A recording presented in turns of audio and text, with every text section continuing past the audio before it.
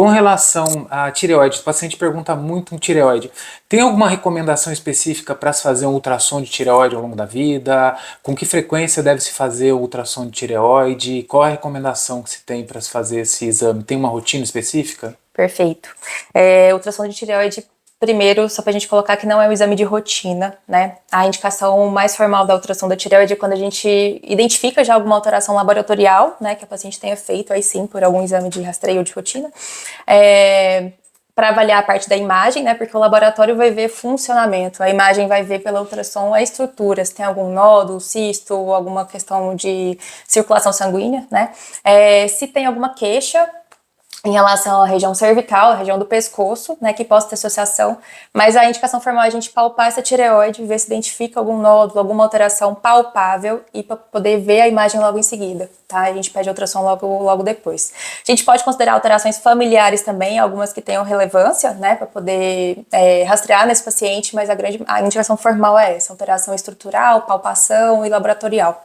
Então, assim, então a gente não deve sair pedindo ultrassom de tireoide para todo mundo. Primeiro passa-se no endocrinologista para fazer uma avaliação, o endocrinologista palpa e se tiver alteração, aí sim faz-se o ultrassom. Com certeza. Tá, uma outra coisa sobre exames de rotina. Às vezes a gente pega aqueles exames que a gente vê, um monte, 70, 80 exames endocrinológicos, dentro de um exame de tireoide, o que a gente tem que pedir? T3, T4, TSH, o que se pede ali dentro do exame de rotina, ali, do exame tireoide, de um exame endocrinológico padrão, para você não gastar dinheiro do convênio à toa, para você não achar coisas que não precisam ser pedidas, para você não deixar o paciente maluco. Porque às vezes o paciente traz um monte de exame pra gente e o paciente tá ali, ele tá pirado, porque ele vê um monte de coisa ali que ele não sabe nem para que foi pedido, às vezes é alguma alteração que o paciente fica muito desconcertado, preocupado, a gente que é médico também não sabe nem explicar por que foi pedido, o paciente...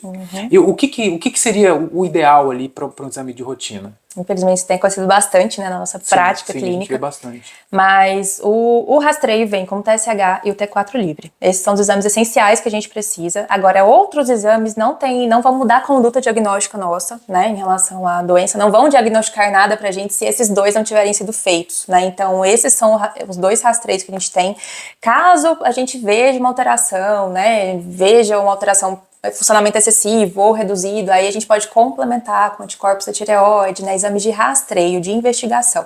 Agora, o TSH e T4 livre são os exames essenciais. São eles. Entendi. Não tem necessidade de pedir T3, nem T3 reverso, né? Porque eles, primeiro que não vão dar diagnóstico de nada isoladamente, né? E eles não me adiantam em nada se esses dois não tiverem sido dosados e não tiverem alterações. Já que você tocou em T3 reverso aí, uma coisa que a gente vê às vezes na internet, eu peguei muito pouco no consultório, mas o pessoal, né, a gente habitualmente, eu como cardiologista, acaba ajustando muito dosagem de T4, né, por causa de arritmia, por causa de hipertensão, a gente acaba não encaminhando muito para o endocrinologista, a gente acaba ajustando, porque a gente acaba tendo bastante mão nisso, mas às vezes a gente vê algumas condutas meio fora do padrão, com ajuste de tireoide com T3. Existe isso dentro da endocrinologia ou isso seria uma conduta de exceção, tratar o paciente com T3? Uma conduta totalmente de exceção.